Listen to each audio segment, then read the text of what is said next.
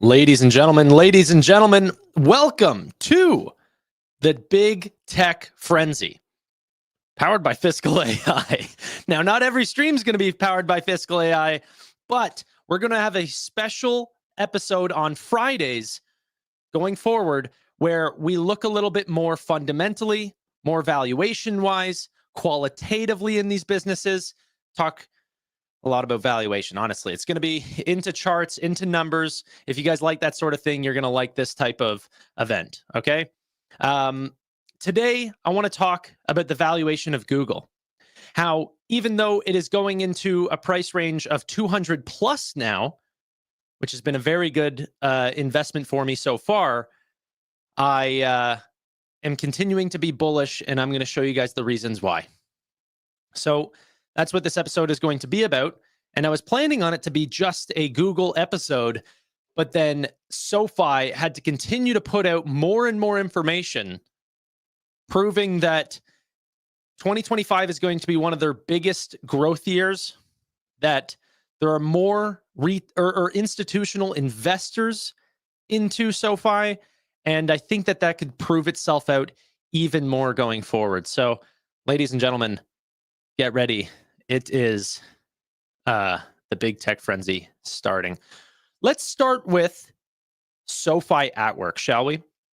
I think that this is an interesting part that we should talk about, and that is that SoFi is not only pushing a set 0.7% bonus on people who are going to SoFi Plus in over the next, 2.5 months or 3 months, but they're also doing this at a higher rate, 0.8% boost on SoFi at work members. Look at this. Okay, this proves out so many different theses that I'm just over the moon here. Okay, actually, I'm going to show you this. So it is from SoFi Insider. Let's give him his credit. He was the one who found this sheet, but this just allows me to make it a lot bigger and actually read through it. So SoFi at work will now give a 0.8% APY boost if people are setting up a SoFi at work emergency checking or savings account with SoFi Plus, and they have to do that between August 18th and November 16th. Okay.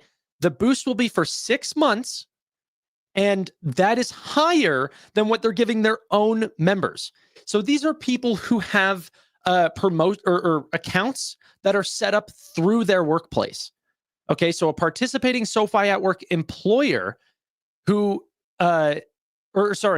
employers who set or allow their members to use SoFi's personal loans, student loans, but now they're pushing the checking and savings, will get the highest bonus of 4.6%.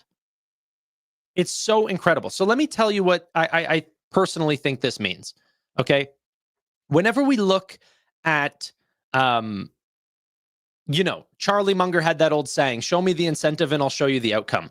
I think that that's really important. We've seen so many new incentives that SoFi has put on for SoFi Plus. So users that have SoFi Plus that also set up an invest account, you get double the rewards. Okay, so they're shilling out a lot of money in order to do that.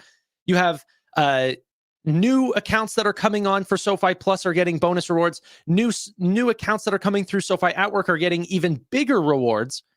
That's now very exciting. You're getting discounts on loans, which are even increasing. I think that this is going to be, like I've said for the last 8 months, this is going to be the year of SoFi Plus. And you know that because you see how much they are increasing their spend. Okay? Everyone saw what happened with Robinhood whenever they increased their incentives. Okay? 3% to come over to the, we'll pay you 3% on no maxed out amount, bring your money over. Let's pay 3% for a credit card cash back. Let's pay, the lowest rates on options, the lowest rates on equities, the lowest rates on crypto. And they're taking in customers, okay? Yet SoFi, on an organic basis, so if you look at Robinhood, and I'm a big Robinhood investor, so I'm not trying to take away from their success here. But if you look at Robinhood's new member ads quarter over quarter, it was like 200,000. SoFi did about 856,000 new members. Okay. On a fully net basis, it was 830,000, but still 4 times the amount that Robinhood did, with, very high sales and marketing as well. But that being said, I think that that's going to continue to ramp. And if it's not impacting their margins, meaning if their gross profit margins continue to climb, if their adjusted EBITDA numbers continue to climb, if their net income continues to climb, who cares? Let them continue to spend that much if it means that more customers are coming onto the platform. I think that this is super exciting. I want to see SoFi not in a banking perspective where people are looking at this company and saying, oh, you know what, it would be cool if they maximized net interest margins and they lowered their deposits to get a higher return per customer. No, I actually don't want that. I want them to show, 40% growth, 50% growth year over year, because on a top line basis, because they are trying to keep their margins extremely low and win over market share. You can always change your margins or the pricing later on. Look at what Robinhood did. Whenever they came onto the market with Robinhood crypto, they took 0.1%. That has now raised up to 0.57%. Okay. So they've 5.5x'd their take rate on crypto, and no one's bat an eye. No one. Okay. So it helps people come through the door and actually realize that you're a real player here. SoFi is telling the world that they are a very real player in checking and savings. As we know from every single bank, we just listen, or not bank, but like fintech, you saw Cash App say that they make 7 to 8 times more money per a direct deposit user than a traditional, peer-to-peer payments user. You saw Chime come out just in their earnings that came out this week and said the direct deposit user is the number one person that we are trying to go after. Vlad Tenev said the direct deposit user, whenever we open up banking, will be our number one user. That's how you're going to determine if this product is a success or not, is direct deposit users. Okay? SoFi is going so hard into SoFi Plus right now. For those that didn't end up seeing what I'm even talking about, is this now cross promotion between the SoFi Plus accounts and SoFi at Work, which is another top of funnel product, which is very exciting. Okay. What I mean by top of funnel is how many people find and start associating or start joining into SoFi via SoFi Stadium. Maybe they found it just on the App Store. Maybe they found it through their employer. Maybe they found it through a referral. What are different ways that we can get people onto the actual platform? SoFi at Work is going to be a big one, right? And we just saw that promotion with, what was the name of the business that just, if someone can help me out, they just did a promotion here on SoFi at Work that allowed them to potentially go after another 12 million users. Now, it won't be that much, but, let's imagine it's 1% of that, and 120,000 customers are coming over from SoFi at Work from this new partnership. Is anyone going to complain? So paychecks. Thank you. I knew someone in here was listening. I knew it. Okay, great. And of course it was Baba. He's been here for some time. Palantir, not so much. We wish.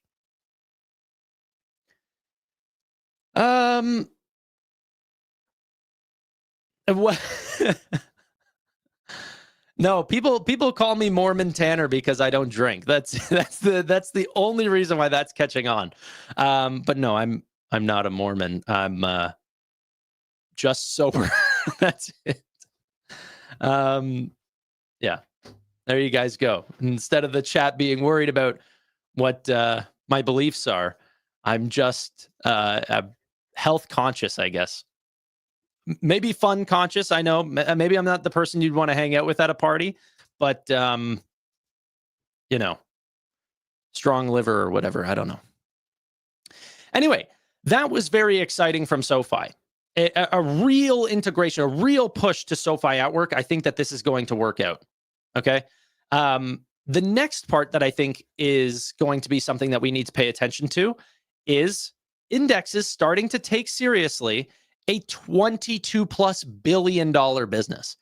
If we're available to join the S&P 500, you know damn well we're available to join other indexes or smaller indexes as well. And MSCI is no small index. This is the benchmark for the world, right? This is what a lot of people look to say, how is, global equities doing and these sort of things. So MSCI announces change to their equity indexes. The three main ones that ended up coming from the US was Affirm, SoFi, and Rocket Lab. Okay, so very interesting that SoFi ended up getting added to the MSCI, and what you can see here as well, they actually indicated it in the article without this ad here. Nearly $17 trillion in assets were benchmarked to MSCI indexes at the end of 2024. However, there were roughly $2 trillion in equity ETFs linked to those index. So it doesn't mean that trillions of dollars are going to come pouring into SoFi, but it does mean that some investors not being forced to invest in SoFi, but will learn about this business even more and probably take stake in it if MSCI ends up taking a small percentage of SoFi going forward. Very interesting development there. It adds another piece of legitimacy to SoFi. And for SoFi as a massive bank, additions into the S&P 500, other indexes like this is not just a form of increasing stock price. It also increases the level of, third-party auditing, right? Especially in the financial world, capital markets, they do not want to deal with shady players. It's too much third-party risk. So they want to deal with companies that are very, very legitimate. And so you have sort of two brands of trust and awareness. One is from a consumer standpoint, but another is from an institutional standpoint. Obviously, we know that SoFi is very, very close with Goldman Sachs, and they do a lot of deals with them. But we also want those types of deals from other institutions like JP Morgan, for example. So I think that we'll see more of that as we go forward. SoFi is going to make S&P inclusion next round. I mean, it's a possibility. It's just a matter of if they need more financials and if they're specifically looking for banks. Right, that's what's going to be, a big part of it. Okay, let's quickly talk. Well, not quickly. I mean, this is the bulk of what I wanted to talk about, which is Google or Alphabet, the actual parent company being Alphabet, but everyone knows it as Google, of course. Let's talk about Google, and we're using Fiscal AI here to pull all the data.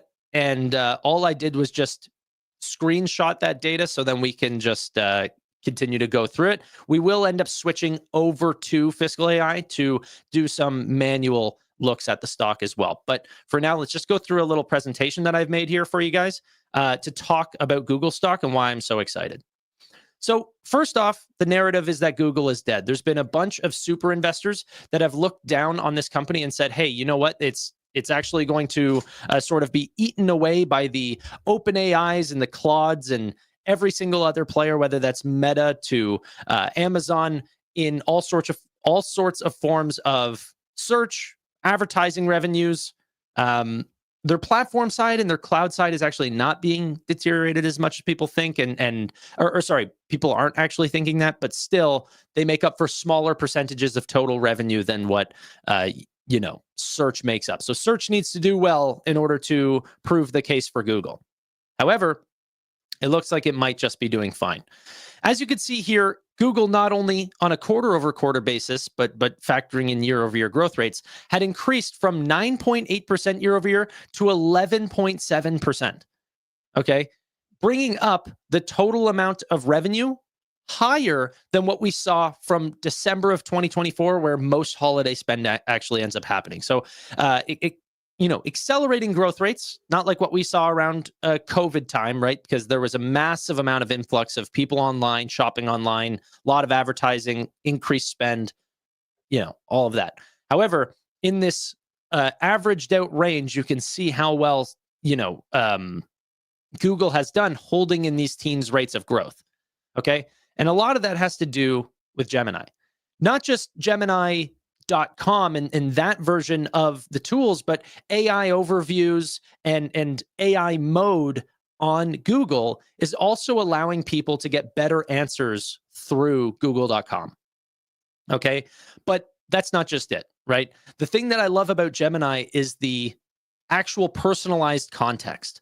So, yes, OpenAI is doing a very good job and running with their first mover advantage in artificial intelligence, and they're doing very well. So I'm not trying to take away from their success, but the thing that I love about what Google has going on for them is that they know their customers probably better than any other company on the entire internet. Okay, Google has the most user data than any other business online. Not only that, but because they also have things like cloud and things like Google Workspace and well, every form of distribution like Gemini on Chrome, that they have the distribution and the context and the potential learning for them to advance faster than their competitors, right? It's why VO3 has done so well, and they've sort of surpassed their competitors on that. And we'll see for next year what these products look like in their fourth and fifth versions going forward. So right now, Gemini 2.5 is a major success, but let's see what 3 looks like, right? YouTube ads. So this is on YouTube. We're also seeing great success, increased amount of growth, from a quarter over quarter basis to 13%. I don't have to tell you guys how much, YouTube is an important part of everyone's online presence, but there's really no competitors. If you think about Twitch or Rumble or Vimeo, I mean, they really don't hold a candle to YouTube at all. They have billions and billions of users. It continues to grow. It's the mobile number one streaming service. It's becoming the TV's most streamed service.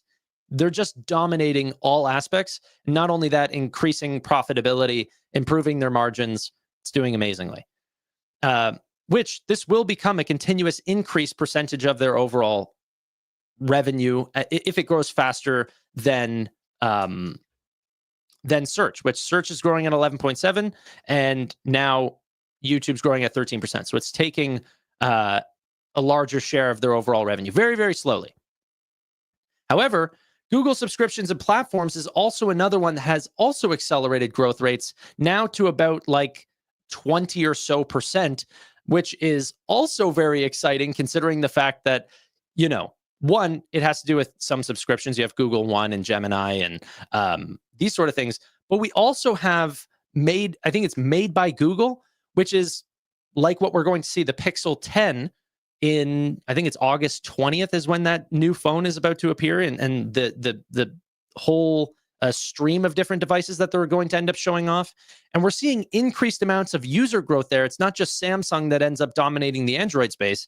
By the way, Android space, for example, Google freaking owns it. So, yeah, very, very excited there. And to see what native integration of Gemini and not just APIs looks like for Pixel users to increase that share of total phone and smartphone usage. So I am very, very hopeful for not only their subscription revenue, but also device revenue as well.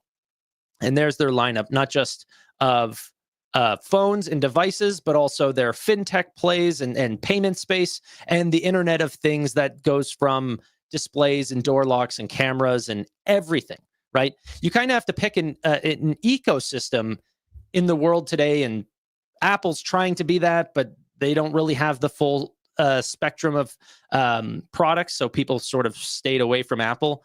And Amazon's doing very well, and you have a couple of very small startups that could potentially play in the camera and security space, but then they don't have the speakers and integrated connections with the rest of the thermostat and everything. So really, it's Amazon versus Google.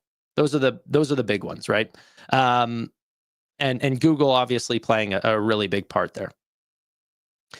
Whenever you add this all up, you have Google and YouTube ads and Google Network, which for the most part is actually going to be decreasing going forward as they just don't care to prioritize third-party advertising at all. And this is what Jeff Green on the trade desk was talking about. However, that stock took a big tumble. Yeah. So what I wanted to show here is that not only are they continuously growing, and this is not a dying business at all, but that the operating margin is actually staying very strong at 40+ % rates. Okay. Next, we have probably the most exciting form for Google, which is Google Cloud, growing at 31.7%. There were really, out of the big three, two of them did extremely well. You had Microsoft growing and migrating a lot of their users over to cloud. Now, that's not going to be an endless stream of revenue, but boy, oh boy, is it a good one. Okay. And then the other one is Google Cloud, and they're doing a very good job, not just growing, but accelerating growth year over year. Okay. So this is very great. And in order to continue to grow this fast and see these massive steps up in growth, which I actually will show you guys after this, but the backlog of their revenue, I think, is at like $106 billion is their backlog for Google Cloud. It's insane. It took a massive step up this quarter, along with what you saw, quarter over quarter here. But they did that while, increasing growth year over year and also doubling their operating margin as well, going up to 20% and really showing that they are going to take a lot of, step up in like market share versus AWS that actually slowed growth, going to, I think, 17% from 19%, something along those lines. Profit margins are increasing, not decreasing like people would think, that they're actually doing better over time. This is the sign of a dying company, ladies and gentlemen. Tell me that this is a dying company and deserves to be valued the way it is. Now, if you guys don't know how they're being valued, we're going to cover that as well using Fiscal AI. And this is the reason why they're the official partner of the channel, is because they're like, I can do everything with them. And I'm going to show you guys that. But, and then total shares outstanding, you're also seeing this as well. Look at how their shares have decreased over time, going from 13 billion outstanding shares to 12 billion outstanding shares. They took nearly 100 million shares off of the market in the last 3 years. So this is growth while being very responsible and actually repaying back and helping earnings per share over time, whether it's artificial or not. That's what the company's profit-making abilities have allowed it to do. So it's very much real, because that's your percentage of the business whenever they take these shares off and burn them. Okay.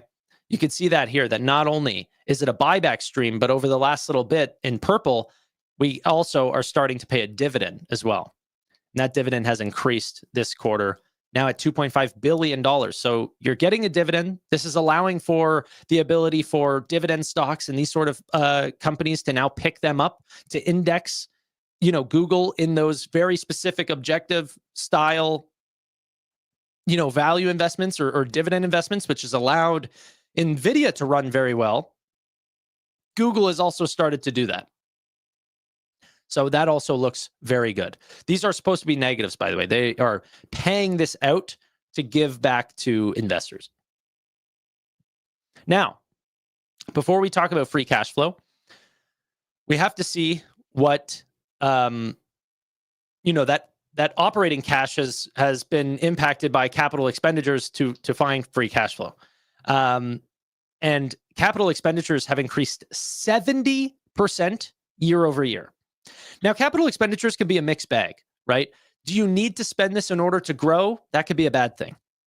However, in the world in which people think that this is a dying company and they're not doing anything to defend that, 70% increases in capital expenditures proves to you, or at least proves to me, that the investments back into Google Cloud, into Gemini, into all of these things that they need, which is usually chips from Broadcom mainly and NVIDIA and all of these players, to stand up data centers, to improve models, and to keep their market share not only in search, but improve it in this new AI world, right? Which they actually have been taking share, which is great. Now, the reason why they're able to spend 70% more is that the market share for Google or for cloud is nowhere near complete. And this might actually become a $2 trillion a year revenue line business, for which Google is the third largest player, one of the fastest growers in that space, and margins are improving very quickly. So if we see about a 22% compounded annual growth rate from 2024 to 2030, that's a very exciting sign, especially for the companies that are growing at 31.7% on, on a cloud revenue basis, that they're actually taking market share from the speed in which they're also seeing that. So once we also look at their other efforts to make sure that they are staying at the front line of other industries, we see that they have an investment in drones through Wing. They have an investment in robotaxis through Waymo. They have a quantum chip, right? They like Google's Willow is potentially taking over there, making massive breakthroughs. And even on the hardware side through XR glasses, they don't want to fall behind to Meta. In fact, they've actually been at the forefront of that. So that's very, well, not forefront, but behind Meta, but not lacking behind potentially Apple or something like this. So yeah, and the one that I also didn't even increase here is that they do have equity stakes in humanoid robotics through, what's the name? I was going to say, is it Apptronic? For some reason, I wanted to say AppLovin, so I'm going to assume it's Apptronic. Yeah, it's Apptronic, sorry. I was right, should have trusted my gut. So I am... That's just the first part. That's the case for Google right now in the way that I see it. Now, I want to go to Fiscal AI really quickly to show you guys how I'm looking at the valuation, even at a $200 plus stock, to sort of see, hey, is this worth a buy right now? Okay. Okay, let's continue on. So on Fiscal AI, what I'm going to do, because this is the way that people like to compare Google, is basing it on the top. Here, let me zoom this in as well. The top 7 companies, the Magnificent 7. We have NVIDIA, Microsoft, Apple, Google, and what I can show you, and this is going to be funny, NVIDIA is going to make all of these companies look poor, okay? So if we look at the growth rates, they all look like they're fighting each other. And there's one blue name that hasn't reported Q2 yet that is just leagues above the rest. Okay. I love the, the rate of growth and the margins of Palantir, and that justifies them to have a very high valuation. But anytime you put it up to NVIDIA, for example, all you see is, slower growth rates, worse margins, and a much more expensive stock. So what I'm going to do just for this specific chart is just take away NVIDIA so we can actually look at a more zoomed in version of what companies normally should look like. Okay. At the bottom, and we're looking at revenue over a 1-year basis. And we're just going to go out between the more recent times of Q1 of 2023 to Q2 of 2025. Okay. So we can expand this out, but it's just going to give us more data than we even need. So let's bring this a little bit closer and actually see what we're buying in recent times, okay? At the bottom for growth rates, we actually see Tesla, but we all know Tesla is not being purchased for growth today. It's about growth into the future. If you are buying this company fundamentally and you are a value investor, you are lost, okay? Ma'am, you've gone to the wrong area. Time to turn back around, go buy some, I don't know, gas companies, energy stocks. Tesla is not what you're looking for. If you're the ultimate growth investor and you see the future and you believe in the vision, this could still be a very interesting name for you. But we'll talk about valuation here in a second. Apple is the next slowest grower, growing 9.6% in the most recent quarter. And as you can see from this chart, that they have been accelerating growth. And Q2 was unbelievably amazing, going, sticking in a range of 4.9% to 5.1%, which you can see from this range here, that once they actually stepped up to that 9.6%, even on a year-over-year basis, that was a very good sign. So that's why the stock has also been very willing to go up a lot this quarter, not just talks with Trump, but also quite a great quarter. The next one is Amazon. So we still haven't found Google yet, but Google's not far behind. It's the next one, okay? I'm not going to tease you that much. But Amazon, then Google, and then you have the really fast growers of Meta at the top, Microsoft in the middle here, 21.6%, 18% respectively for Microsoft as well. Microsoft is doing so unbelievably well. Like, there's a talk on valuation that we can talk about, both for Meta, which is doing amazingly, and Microsoft. But if cloud is expected to do what it's going to do, looking at the entire, this is not just for cloud, okay? This is their entire business growing at 18.1%. So there was an article that came out yesterday that we talked about that said, the top 10% of equities is making up for the highest percentage of overall market caps than it ever has in the history of stock markets. Okay. I think it was at 79%. The top 10% made up for 79% of the value. Well, you have companies that are $4 trillion putting up 18+% value or growth rates at high margin. Okay, we're going to talk about margin here in a second. So next, let's bring up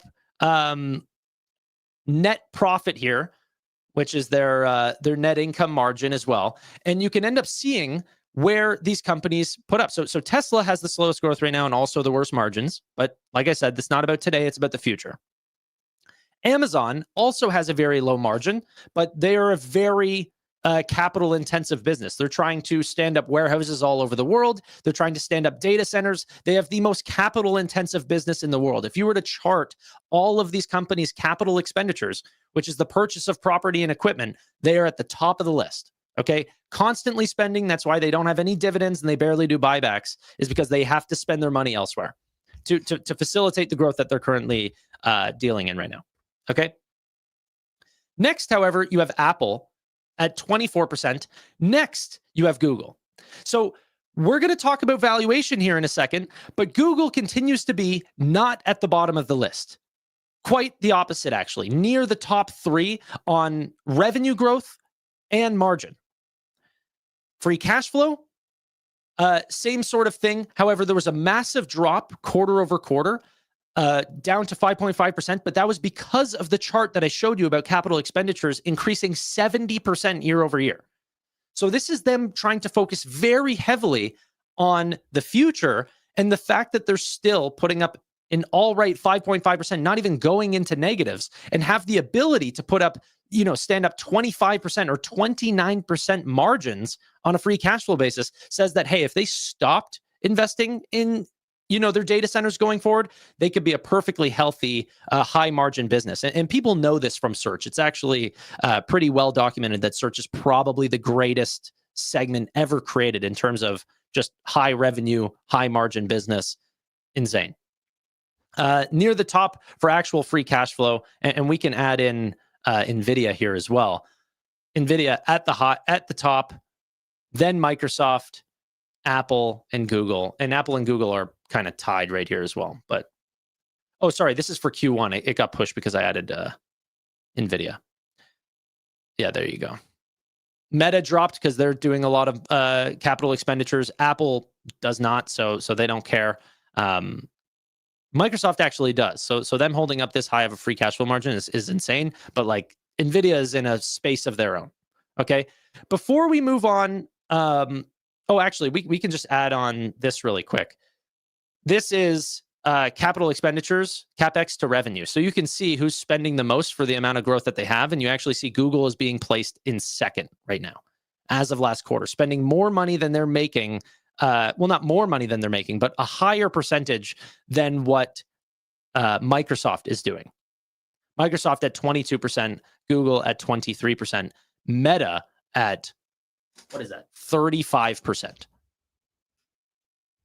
Meta, honestly, is such an unbelievable business. Now, most times you could have value investors that look at these types of charts and say, oh, this is a bad sign.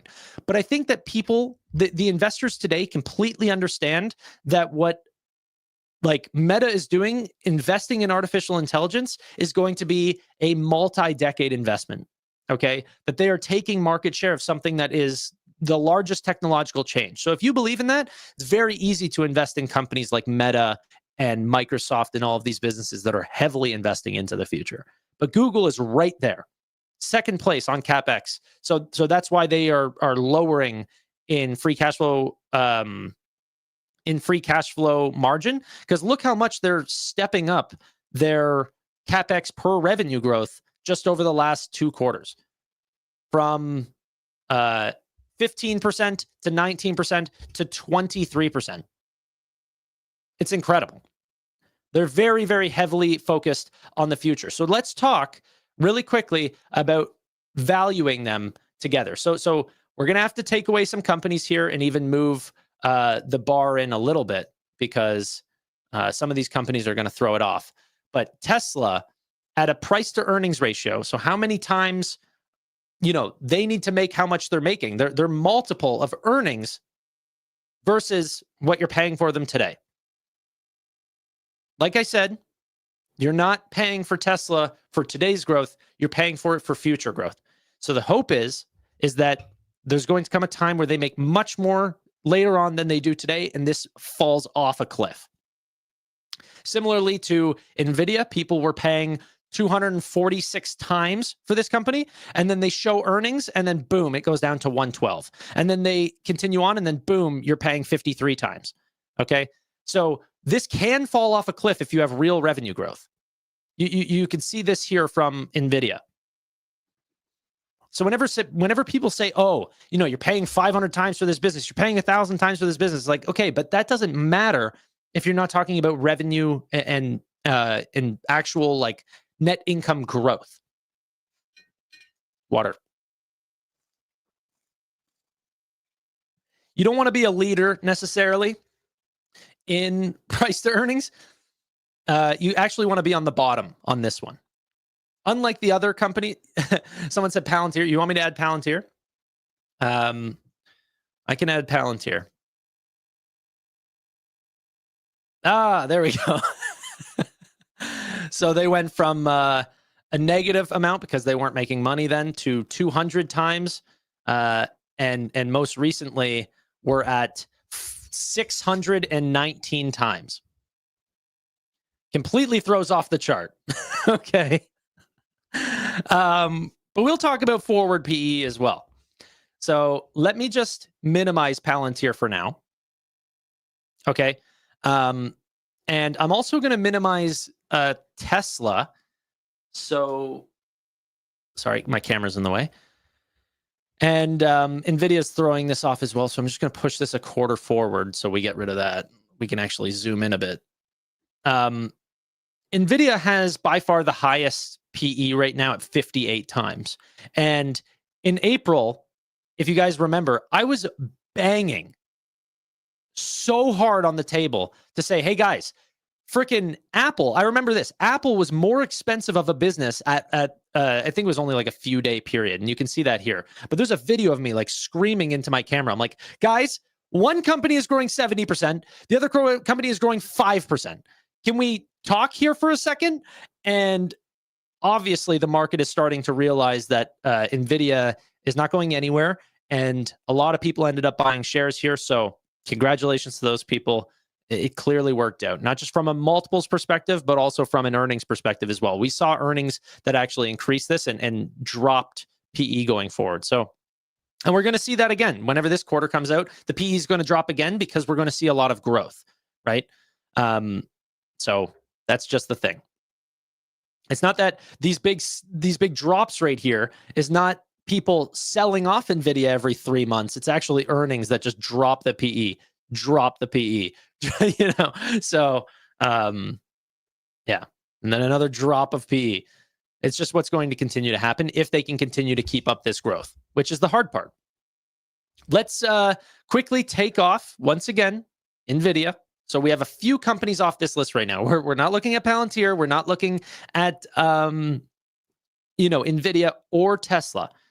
We're starting to get into the price ranges of companies that actually have affordable PEs. At the top now, we have Microsoft at 38 times. We have Apple at 34.9 times. Amazon at 34 times. So you're paying 34 times their revenue. And Apple is a little bit even more expensive, in my opinion, because they're growing slower. And I don't know if there's as many cases to say that they'll speed up their growth as Amazon. Meta, huge drop from the other list of fighting in a tight niche here. 27.9 times. And then all the way down, Google at 21.9 times. Sorry, 21.5 times. Isn't that funny? The companies that, or Google is placing very high on the different margins that they're putting up, the growth rates that they're putting up. They're one of the faster growers in cloud. They're keeping up with devices and subscriptions. They're investing a ton for the future. Yet the market sentiment is so clouded in, on Google's perspective that you have Brad Gerstner and all these people coming out and saying, hey, like even Gene Munster as well. These are some of the guys that have just recently switched who were very bearish on Google that actually went, oh, you know what? We actually, based on Q2 earnings, we no longer think that this is a company that's going to die via AI and actually probably is going to be one of the biggest beneficiaries of artificial intelligence. And of course, I mean, like, I understand if they didn't create Gemini and they were still back on Bard, I would completely understand. Wow, Google is the company that's just letting their business die. But the heavy investments, the taking of large talent, the spending a bunch on premium talent, best models that we can end up finding, all of these things is actually proving out to be very exciting. Let's go to forward PE, because this also prices in future growth as well. Google, once again, at the bottom at 20.2 times. Meta next at 27 times. And then Apple, Amazon, and Microsoft. And let's factor in NVIDIA here. NVIDIA is at the highest at 37 times, not the 58 times that we saw, because they're going to have the fastest growth rates. And even then, the market, and we can talk about that, is not really pricing in NVIDIA's growth. Let's price in Tesla next. I'll just hold on or remove my mouse so everyone can just take that in. Take that in for a sec. 170 times. Remember, you don't want to be high on this list. You want to be low, but I understand, like, the market is excited about Elon Musk's ability to create humanoid robot and self-driving cars that is turning a car company into, fully automated, high margin business. It's truly incredible. I mean, the future growth potential is insane. Now let's add in Palantir. 251 times. Now, this doesn't mean that Palantir is overvalued per se, because if they continue to hold up multi-year lines, and by the way, this is based on Wall Street expectations of what they're expecting for growth, okay? If, Wall Street is wrong and a company ends up coming out and beating Wall Street expectations, that lowers the price to earnings ratio faster than they would expect. So if they come out and double what they actually expect for EPS, then this 250 times actually means it's only 125 times. If they can do that for multiple quarters, then 125 times over the next 5 years could be 10 times. And 10 times earnings for 5 years out is not that expensive. So, these are some of the valuation metrics that I'm just looking at to say, hey, wait, Google's at the bottom of the list here, but they're not at the bottom of the list for growth. They are growing actually quite comfortably and could accelerate growth in an AI era. They don't have anything holding them back for investment let's go 1 quarter out. Sorry. They don't have anything holding them back if they continue to improve their models, and they have probably the best stack and lowest cost to serve for artificial intelligence. So not every investment can be understood just based on numbers, because there is narrative here. You have to understand the market dynamics. So this does not tell you everything, because if people were just pricing on growth and margins, well, then NVIDIA would continue to be the best stock to buy. Now, to be honest, it is my biggest position in my portfolio. I just checked today. It's 45% of my portfolio.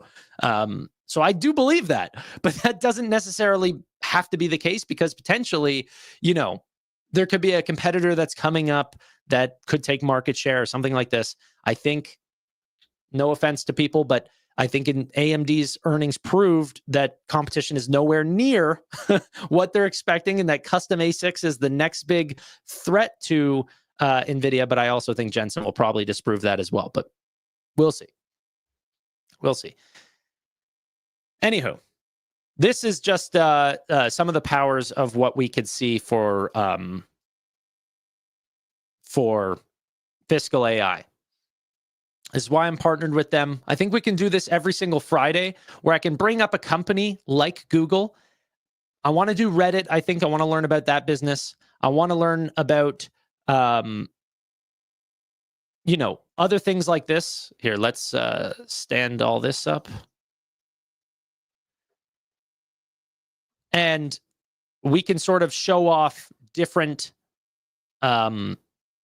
different companies, their strengths, their valuations, and everything. And we know that, what's it called? Fiscal AI has the tools to show that off. Sorry, I get a little jumbled in my words. Tanner, you never talk about SoFi. My bad, Baba. I'm sorry. We only talked about it freaking 20 minutes ago or something. But yeah. And then I've got another show after this where I talk about SoFi again. But big tech is obviously a big percentage of my investments as well. I think that there's a couple things that if I were to tell you guys about the way that I invest, I like growth rates that continue to expand. Not just revenue, but the actual growth rate expanding is very important to me. Margin expansion while you're seeing that growth rate expanding is what makes a hyper growth business, a company that can demand a higher multiple. I then look for leaders and the total addressable market of the actual space that they're in also expanding. So not only are they taking market share, but the market in general is taking over. So the problem is if you find the best newspaper business in the entire world, they're growing faster than anyone. They've got, colored paper and everyone's super excited that it's green and pink and yellow or whatever. And everyone loves the fancy colors. At the end of the day, you're still in the newspaper industry and that crap is dying. Okay. So the first step, in my opinion, is finding a total addressable market that works. Artificial intelligence, software, digitizing the world, it's eating every industry. Every industry. Some areas where I think are unbelievably massive that can still to this day remain very untapped is financial services, okay, and artificial intelligence and information services. And I know that's crazy to say that information services is an untapped market, but the truth is that the world is still coming over and the percentage of time that they're spending online is still coming over. Okay, so I think that a company like Google has so much left in the tank. They have so much left for B2C services, but also B2B, for government contracts, for everything. And by the way, they actually just got on the list of AI vendors for the US government. So you will see more, government contracts for Gemini products going forward. I'm very happy camper whenever it comes to Google. That being said, I'll switch everything if I feel like their development in AI is slowing, okay? But what we can end up seeing from betting markets is that the marketplace continues to value Gemini being the best model at the end of 2025. You can change this to whatever timeline that you want. The majority of people are betting that Gemini will be the best model in the end. Okay? Gemini takes the cake because they have a very, very good model. And the personalization that they have on those products, like saying, hey, you know what? We have your emails. Can we have access to join in there? We have your payment information through Google Wallet. We have your YouTube video recommendations. We have all of this stuff. Is there something that you want us to do that we would be able to do better if we knew you better? And I think that that will be very, very popular going forward. I think that the companies with social media networks and stuff like that will have the best. I think Grok has a really good advantage. I think that Meta has a really good advantage because they have a lot of data. Grok has a massive stream of real-time data because X is very popular. OpenAI is doing very well, and they're making products that users want today. But I think that they are going to have a problem. Not saying that they can't solve those problems, because problem doesn't mean existential. That's not what I'm trying to suggest. OpenAI could absolutely continue to dominate the market, but it does seem harder whenever they don't have a direct connection to a data source the way that Google and them do. Maybe the whole world goes into synthetic data and we don't really even need those types of personalized context, and that you're putting all that context into ChatGPT. I just think it would be a harder way for new users to get onto ChatGPT versus Gemini. And if the models are so good and Google ends up pushing people to Gemini first, like the way that they do with AI overviews and AI mode, for example, is there any reason to switch away from those services if it's working so well already? Is there any reason to go to OpenAI if Gemini is the best model and knows the most about you? Who knows? But at the valuation that it is today, Google being the lowest priced of the Mag 7 based on how much they're growing, they are growing and they are expanding margins still to this day, even though people are saying that they're dying in search and using third-party data to try to find third-party data, which, by the way, are tiny consumers of Google search products versus what Google is saying from their aggregated full amount of, like, the parent level company data saying Google search is still growing. We're still making more money. We're able to charge the same, if not more. And young users are using it more based on AI overviews.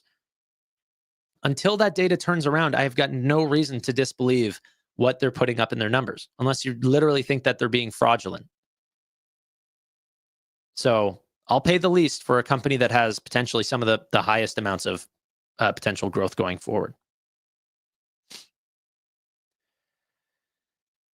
Yeah, dying in search, the numbers say different, of course.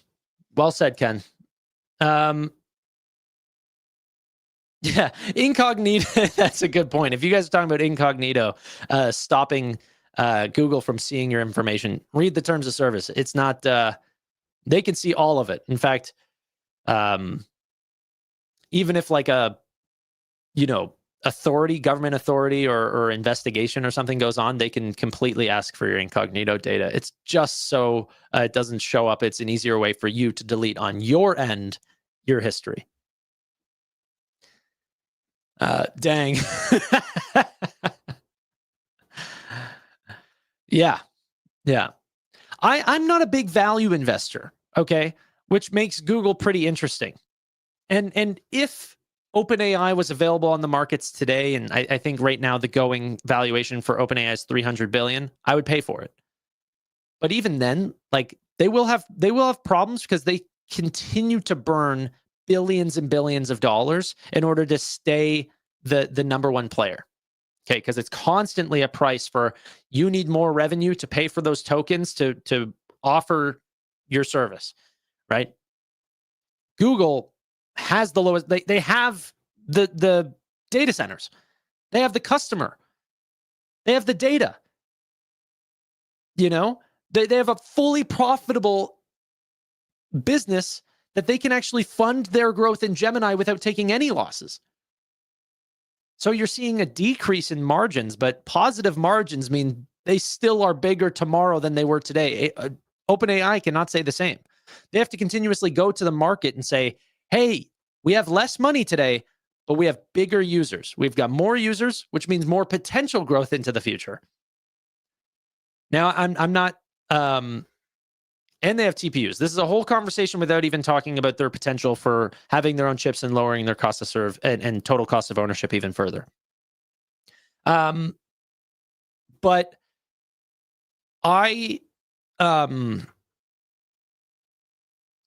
that very beneficial that Google does not have to go to the market and ask for additional capital.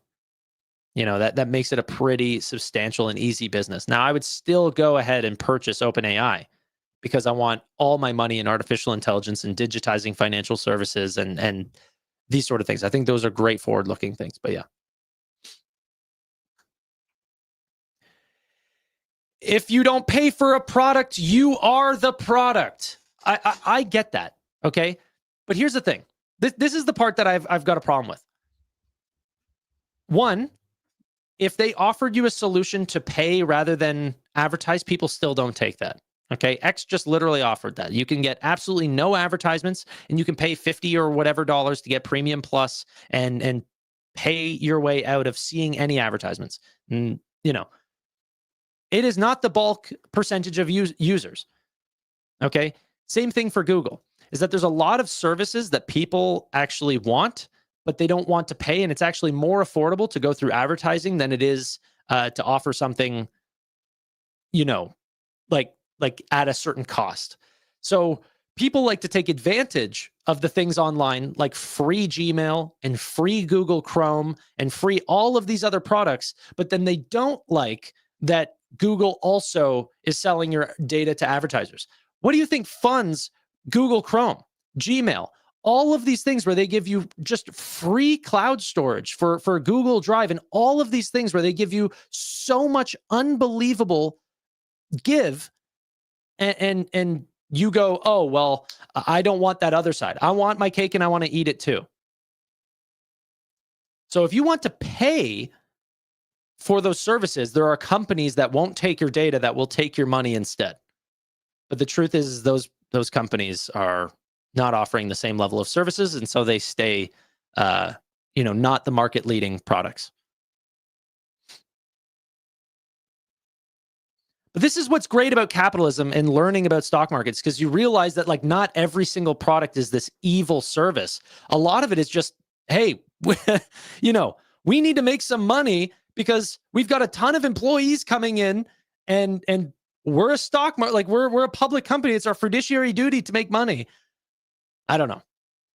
I'm aware that there are bad actors in markets as well. Fully aware of it. It might even be on Google's team, and they might be doing shady things as well. But I also understand that although I might be the product, it's allowing me to have a lot of value as well. My entire like spreadsheets and everything all lie on Google Sheets, which is a paid service that Microsoft offers through Microsoft Excel. And I have to pay for Microsoft 365. Google offers it for free. Okay, so they're housing all of my spreadsheets. They're housing all of that data, all the forms and documents and everything that I use for even this business. And I don't pay them a dime for it. And I don't even use Google. I don't even use Google search.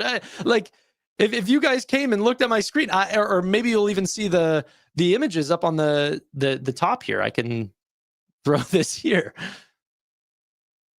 I use Bing. So but yet they still offer me all those services because they're making money elsewhere.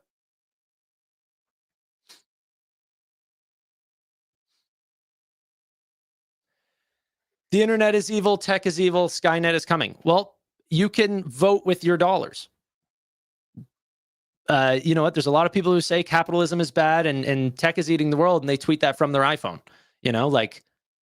If you're going to, send that letter through snail mail, baby, because the rest of the world is we gain a lot of services and benefits from the technology that we're using, and then complain on the bad sides. I'm fully aware of the bad sides of social media and all of these other things, but it also allows me to connect to like Dutch family members who are halfway across the world, and I didn't have to pay $1 to talk to them throughout years of the time that I've had Facebook with them. You're a Bing user, WTF? It was at the start. Okay, so here is how funny. I've been tracking artificial intelligence since day one. I mean, ChatGPT 3 and then 3.5 came out, and I was addicted to it immediately. Okay, and then Microsoft was very quick, very quick to put out Copilot, and I thought, wow, they are going to win. Okay, I said, ChatGPT is one thing, but I have to search to get to ChatGPT. Copilot, Microsoft is going to have that on my desktop. I'm going to be able to ask it offline, hey, bring this up, do this, transfer. I saw the image immediately. I didn't know they were going to suck so bad, and that Copilot was going to essentially just not be great. But I switched over to Bing because I wanted Copilot at my fingertips, and it was just never, ever useful since day one. So I could switch back to Google Chrome, But then I also started to look into the like efficiency on my computer of how much RAM each tab was using. And I read this article about how Bing was actually more efficient than Chrome. So I never switched back. So I could have a bunch of tabs up while only having like 64 gigs of DDR4 or whatever.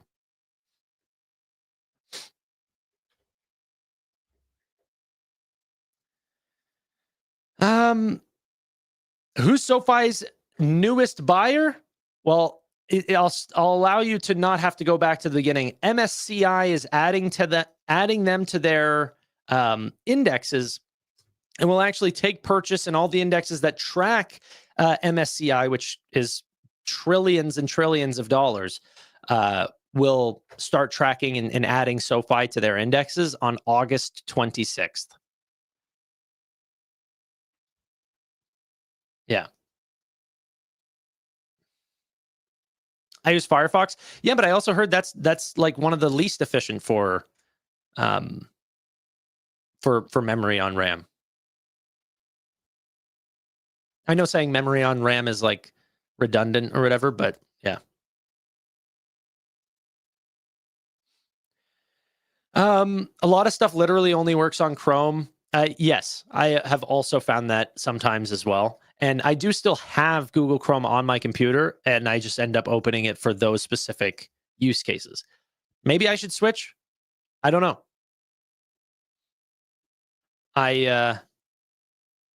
What PC? You should get a Mac. You don't watch my channel enough. I'm an Android, Windows, open market, open source kind of guy. I like customization. Yeah, that's the word. I like customization. I like paying lower costs. I don't like paying for logos or LEDs or these sort of things. I think Apple is a great service, but it's more of a pay for the brand type of thing. Whenever you actually look at the features and the power that you can get out of Android and Windows products, pretty freaking good. But I think that's also not as popular recently. I know that some of the Mac Studio products have been pretty amazing, but it's just something that I've done my whole life, and it's hard to unlearn something that I've literally been using for like 20 years, 22 years.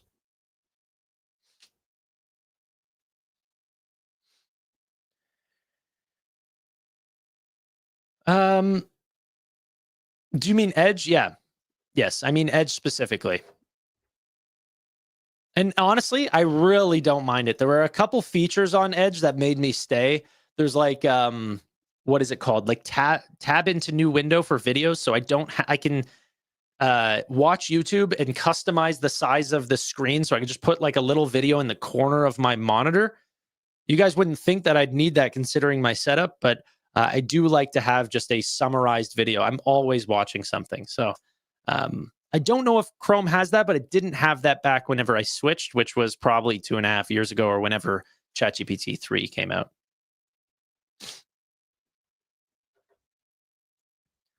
But yeah. I can hear your PC fan from here. Now, this PC has not been doing great. Honestly, I've been getting blue screen and everything recently. It's got to go. The power supply. Anyway, that's not here nor there. You guys don't care. But I do need a new setup, and I've talked to you guys about that before. And someone suggested Lenovo, and I couldn't find anything that I liked there either. But yeah.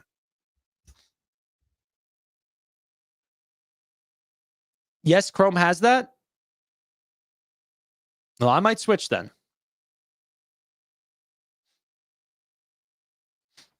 Yeah, the blue screen was something about like clock overwork or something like that. I forget what it was, but I don't want to build it toxic. I want someone else to build it for me. I don't like pushing the little prongs in, something bends and I just lose a GPU. It's not happening. I'm not going to build it.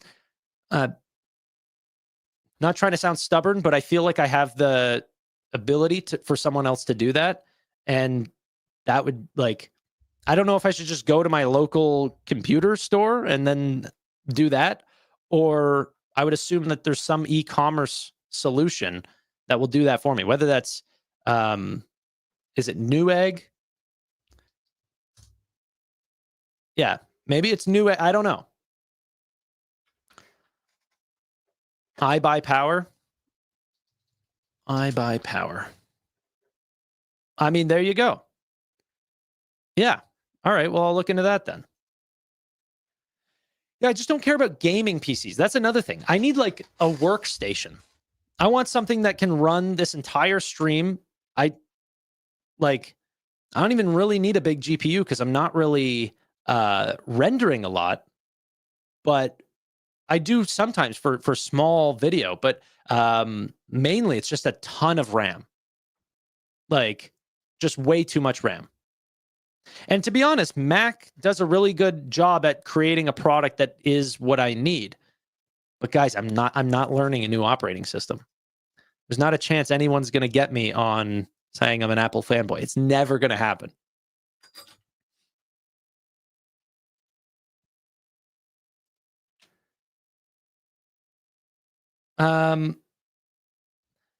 I never said gaming PCs do not have the power to do it all. I never said that. I don't like paying for LEDs. I don't like a fancy case with I don't want to have to deal with liquid cooling. I just don't care enough. Okay? I'm not saying, of course, gaming PCs just maximize RAM and GPU power. Like, I completely get it. But they also come with stupid cases that look like they're jet and like, I just don't care. I'm fine with like a Dell. Like, I'd rather it look like those old school cars where it's like, it's, maybe it doesn't look so great on the outside. And then you open up the hood. That's the part that matters to me. I care about what's in the hood. I don't care about the exterior of my PC. In fact, I actually despise whenever they look like that. And they're lighting up my room and I'm like, yeah.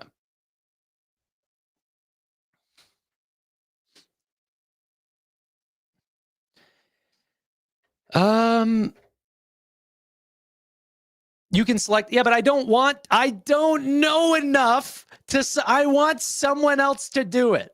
Okay. So if someone wants to send me a message on Discord or DM me and say, these are the parts I need, happy. Okay.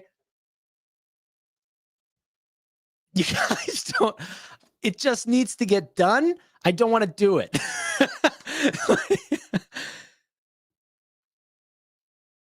I'll do it for you and send the link. I can tell you're passionate. You're sending it in all caps. Like, yeah. Dawn is gonna convert me here.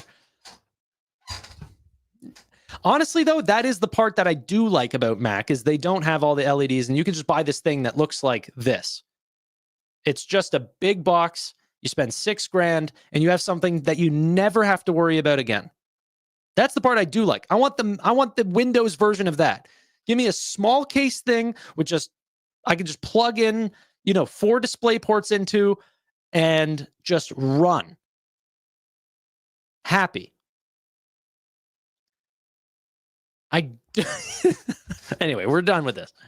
We're done.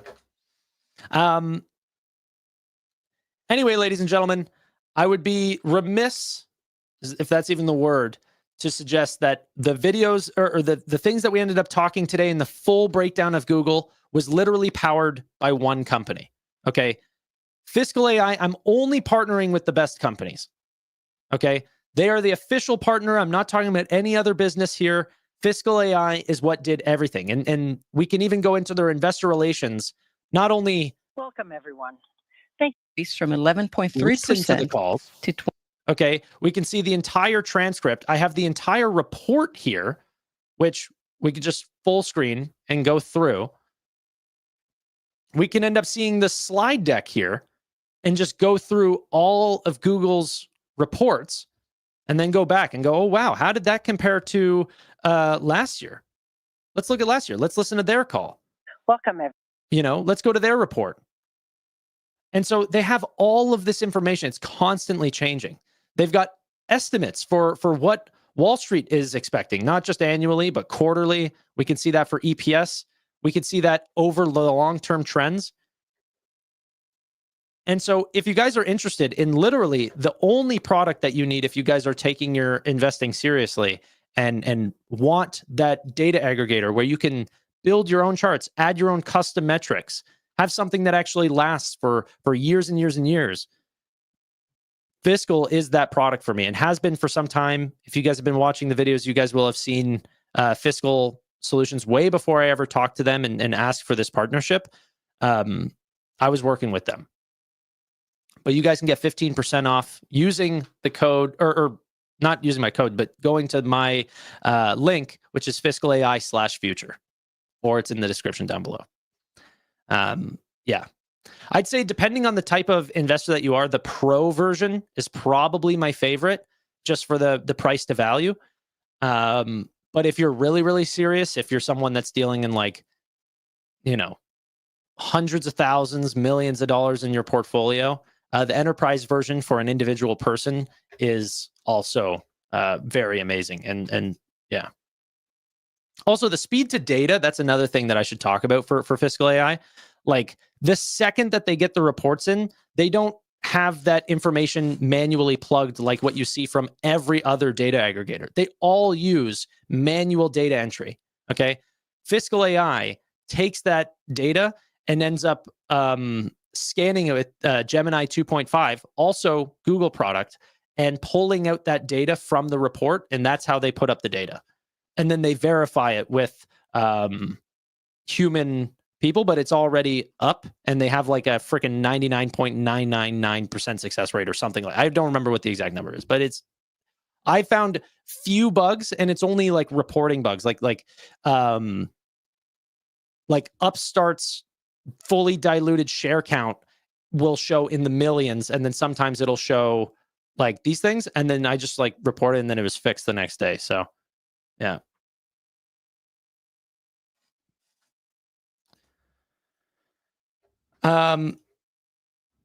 Yeah, with my discount, it's 15% off. But yeah, if you have the money to justify it, it's absolutely worth it, in my opinion. I think that you need real tools to make real educated decisions. So, in my opinion, it's actually really good that way.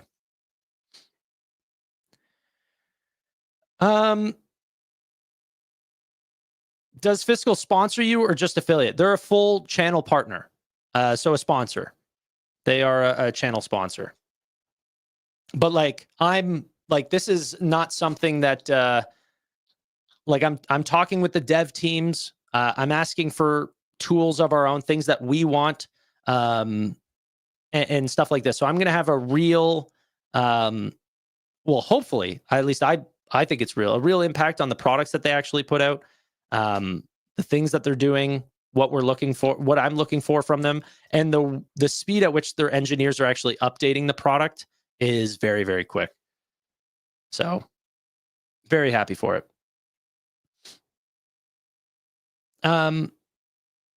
Yeah. Okay, let's get on to, well, I mean, there really isn't too much. And in fact, I go live in the next 14 minutes for another show about SoFi and Robinhood and all those. So I'll leave you guys with Waymo, which we did not talk about a lot, but Waymo continues to expand and growing very quickly, expanding to Dallas and many other cities. But yeah, that's essentially it. Thank you all so much for watching. Really do appreciate your time, and bye for now.